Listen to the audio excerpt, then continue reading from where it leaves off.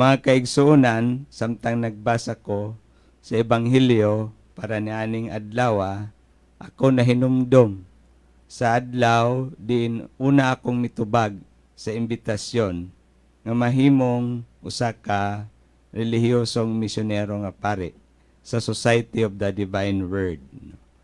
Dati akong magtutudlo sa high school.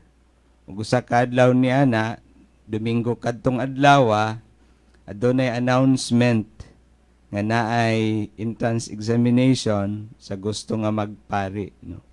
Pati sa mga young professionals.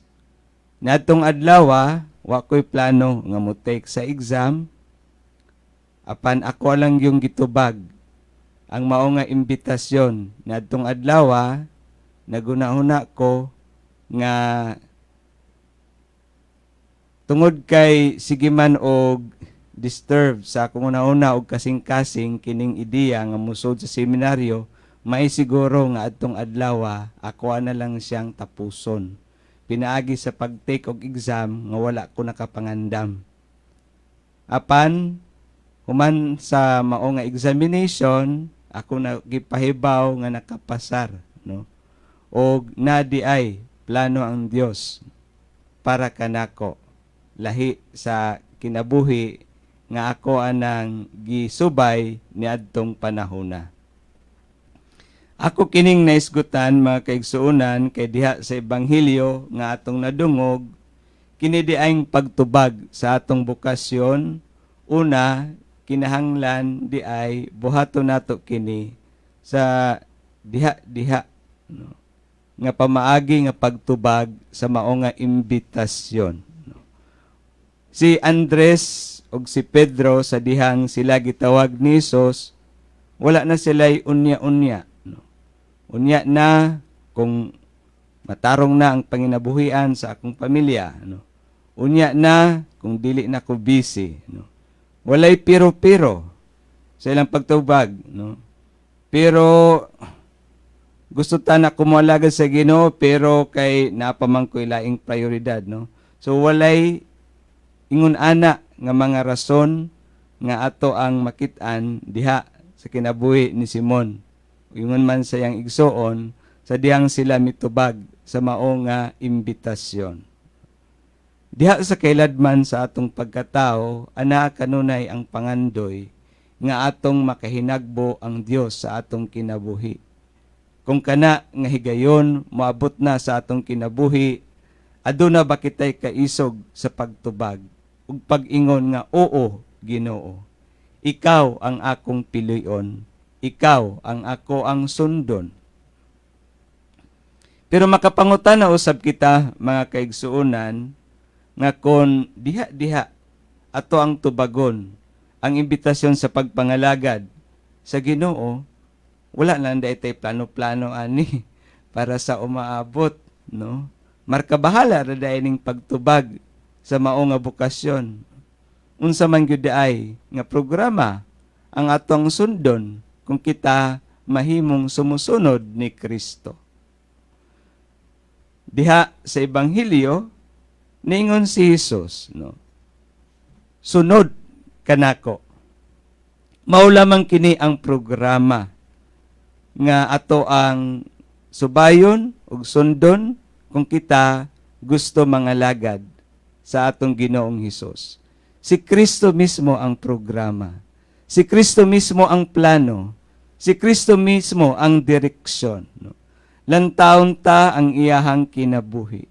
Ug matud pa diha sa unang pagbasa, ang ato ang bukasyon isip sumusunod kang Kristo, mao man ang pagmantala sa maayong balita.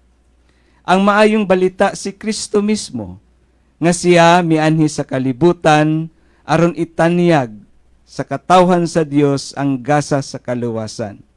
Og pinaagi sa dakong gugma nga yang gipakita ngadto sa krus, kitang tanan na luwas gikan sa kasalanan. Kung si Kristo ang programa, siya ang inspirasyon, siya ang direksyon, siya ang pamaagi, mao siguro sa dihang gitawag niya si Andres o si Simon, niingon lamang siya, sunod kanako. Kung kita sa atong pagpangalagad kang Kristo, dili na kita makasabot. Kung ang sanay kapaingnan ni ani nga tanan, kinahanglan lamang nga kita no, mubalik pagtan-aw kang Hesus. Sa iyahang klase nga gugma nga gipakita, sa kalinaw nga pwede niyang ikadalit sa atong kinabuhi kung siya maghari na sa ato ang dughan ug sa atong taliwala. Kung ang hustisya ug kaluoy ni Kristo mao ato ang paningkamutan nga mapatunhay diha kung asa kita nahatagan sa ato ang misyon, kanunay gayud nga ato ang makita no ang kahayag kanindot pagka mabulukon na lang sa kinabuhi sa usa ka misyonero nga nagmantala sa maayong balita matud pa ni Propeta Isaias diha sa unang pagbasa. Mga kaigsuonan, adunay mga estudyante nga nangutana kanako, wa ba ka nagmahay, Father, nga nisulod ka sa SVD? No. Lami inon nga hapit.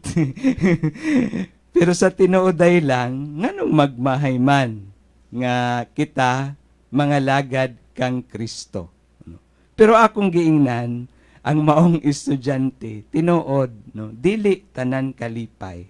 Ang atong masinati diha sa pagpangalagad ug pagsunod kang Kristo, no.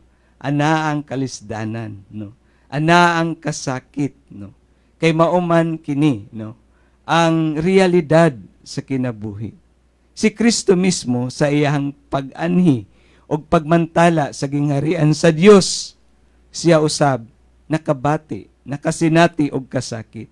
Og ang maong klase nga kinabuhi nga gisundan nato kang Kristo mausab kana ang klase sa kinabuhi nga matagamtaman sa usa ka misyonero.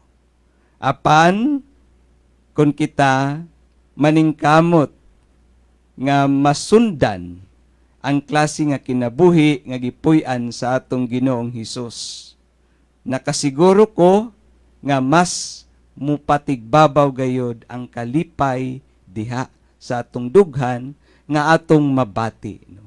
Mas makit-an gayod nato ang pagkamabulokon sa atong kinabuhi kung kini atong itahan diha sa pagpangalagad o pagtanyag o pagbalita sa pagtukod sa gingharian sa Dios dinhi sa yuta. Hinaot nga ang kasing-kasing ni Kristo mupuyo na sa atong kasing-kasing o sa kasing-kasing sa tanan.